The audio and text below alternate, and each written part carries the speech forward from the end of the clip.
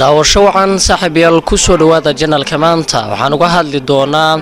Afrika 17 milyan oo qof ayaa waxa ay ku barakacsan yihiin gudaha wadankooda. haddaba waa halkee wadankaasi faahfaahinta ayaad ku daawan doontaan. haddii aad ku cusub tahay janalka Hilwa Official Channel waxaan ka codsanaynaa inaad inoo saartid subscribe si ay inagu noqoto dhiirigelin. mahadsanid. ku dhawaad 17 milyan oo qof ayaa dhamaadkii sanadkii tagay 2018 waxa ay ku noolaayeen xaalad barakac ah gudaha dalkooda qaaradda Afrika, waxaana sida lagu sheegay warbixintan cusub oo la soo saaray ay ahaayeen dadkaasi kuwa la daala dhacay xaaladaha nolol xumo. tani waa tiradii ugu badnayd ee barakaca gudaha ah ee dalka abid ku soo marta laga diiwaan geliyo qaaradda Afrika,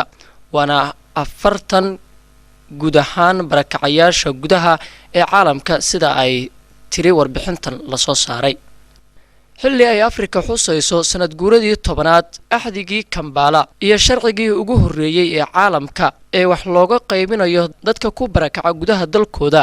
ayaa warbixintan ay soo saartay xarunta la socodka barakacayaasha gudaha ee loo soo gaabiyay magaceeda IDMC. waxay sidoo kale sheegtay in heerka dadka ku barakacaya gudaha dalkooda ee Afrika ay u muuqato inay sii socon doonaan iyada oo aanay isbedelin. qaaradda Afrika ayaa 10kii sano ee tagtay waxa ay la kulantay barakacyo gudaha oo ka dhashay dagaallo iyo rabshado kuwaasi oo ku badan gobollo ka tirsan dunida oo ka mid ah guud ahaan wadamada Afrika. xarunta hay'adda la socoshada barakacayaasha gudaha ee magaceeda loo soo gaabiyay IDMC ayaa sheegtay in sanadkii tagay 2018 oo kaliya ay diiwaan gelisay in ka badan 10 milyan iyo bar qof oo cusub oo ku barakacay gudaha dalkooda. musiibooyin ay ka mid yihiin daadad, duufaano iyo abaaro ayaa horseeday in sanadkii 2018 ay ku barakacaan dad gaaraya 2 milyan iyo 600 oo kun oo qof iyo in ka badan 21 milyan oo qof ay 10kii sano ee tagtay ay noqdaan barakacayaal. dhacdooyinka ilaa ay hadda la arkay ee sanadkan 2019 ayaa sidoo kale waxa ay soo jeedinayaan in tirada dadka ku barakacaya gudaha dalkooda ee Afrika aanay hoos u dhici doonin maadaama laga cabsi qabo in duufaano ay ka dhacaan gudaha qaaradda Afrika.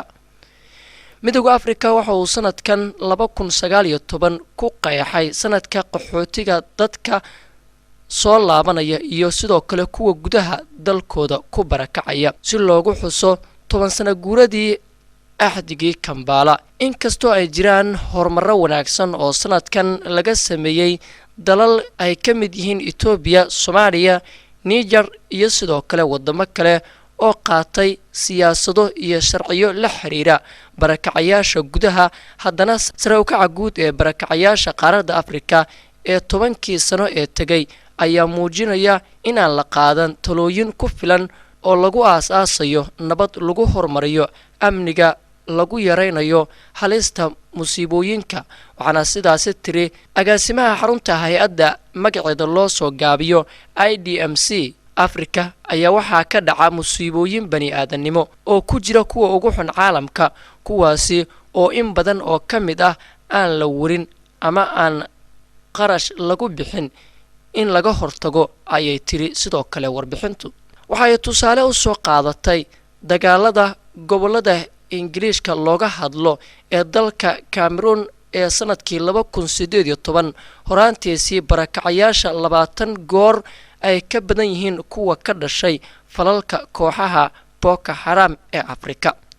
warbixinta ayaa sheegtay in isbeddelka cimilada uu horseedi karo halis daran oo aan la saadaalin karin, taasina ay qorshaha Afrika iyo sidoo kale qaaraddan Afrika ay ku sii keenayso barakacyo gudaha ah oo sababi kara dhibaatooyin hor leh. duufaano kala duwan ayaa waxa ay ka dhaceen gudaha qaaraddan Afrika bilihii soo dhaafay ee Maarso iyo Abriil oo ku dhiftay koonfurta qaaradda Afrika. waxa ay sababeen waxyeello badan isla markaana baahsan,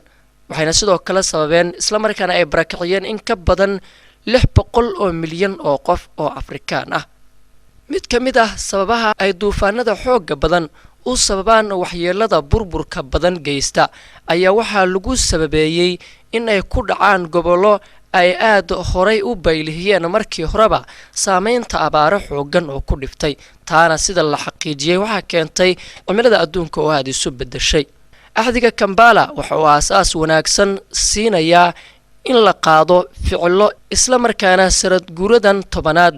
ayaa na siinaysa fursad aan ku sameeyno isbedelo ayay tiri agaasimaha xarunta hay'adda la socoshada qaxootiga gudaha ee Afrika ee magaceeda loo soo gaabiyo IDMC sidoo kale waxa ay sheegtay in dadka ku barakacaya gudaha dalkooda ay caqabad weyn ku yihiin nabadda baraaraha iyo horumarka joogtada ah waxayna ku baaqday in rabitaanka siyaasadeed ee lagu hormarinayo laguna fududeynayo siyaasado wax looga qabanayo arimahan loo bedelo ficilo gudaha ah haddii aad ku cusub tahay channelka Hilwa Official Channel waxaan ka codsanaynaa inaad inoo saartid subscribe si ay inagu noqoto dhiirigelin mahadsanid